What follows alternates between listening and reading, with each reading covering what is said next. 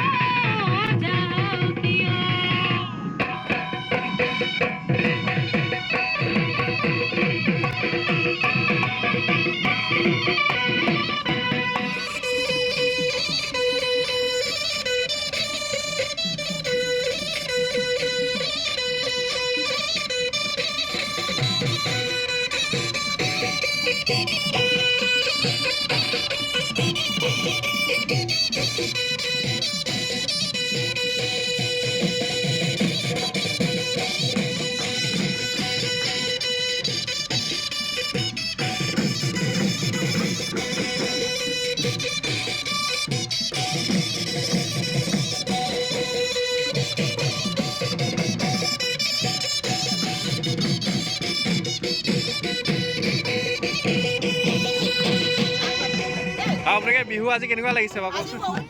হা?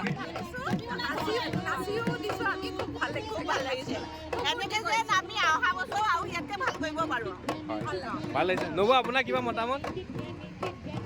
তুমিতো ফটোবোৰো নিদিয়া, কিমান দুখৰ কথা, মেছেজ কৰি থাকিম নিদিয়া, কিন্তু খুব ভাল লাগিছে। নাই বেলেগ কোলে চাহ খুৱাই দিলে হ'ব বাৰু। চাহ নালাগে, মই চাহ মিঠাই খুৱাম। বাৰু ধন্যবাদ ফটোবোৰ যদি লগে লগে ধন্যবাদ।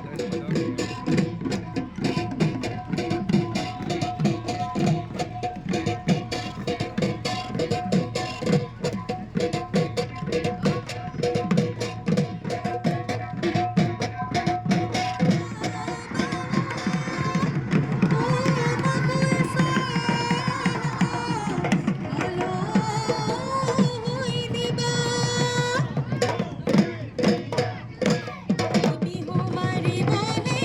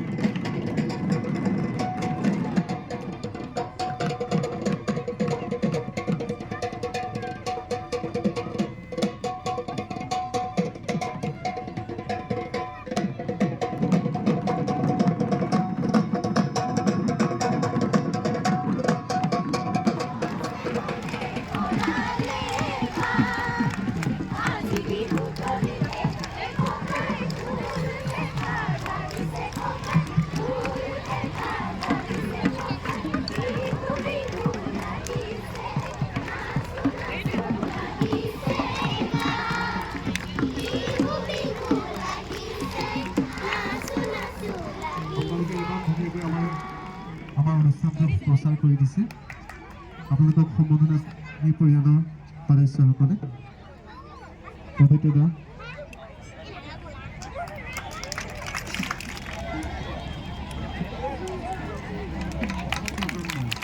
আৰু তোমালোকৰ হাততেই আমাৰ বিহুটো জীয়াই আছে, আমাৰ জাতিটো জীয়াই আছে, আমাৰ সংস্কৃতি জীয়াই আছে। তোমালোকে লৈ যাব লাগিব আগবঢ়াই। আমি মাত্ৰ ক্ষুদ্ৰ প্ৰয়াস কৰিছোঁ। বাহিৰ এই প্ৰয়াসটো কেনেকুৱা লাগিছে? ভাল লাগিছেনে? বাহিৰে আকৌ কৰ্মশালা পাতিবনে? বহুতক মানে পাতিব নালাগে নেকি? কৰ্মশালা বহুত হৈছে ইয়াত, কৰ্মশালা য'তে ত'তে, এইবাৰ গলিয়ে গলিয়ে কৰ্মশালা। কিন্তু শুদ্ধৰ ওপৰত প্ৰকৃত যিখিনি বৰ্ণমালা বিহুৰ শিকিব পাৰিছানে বাহিৰ? তোমালোকে ভালকৈ শুদ্ধৰ ওপৰত কৰি যোৱা। হয়, তোমালোকক আমি একোৱে দিব পৰা নাই। তোমালোকৰ অভিভাৱকসকল আহিছে, সকলো থিয় হৈ আছে, বহিবলৈ আখৰ এখনো দিব পৰা নাই।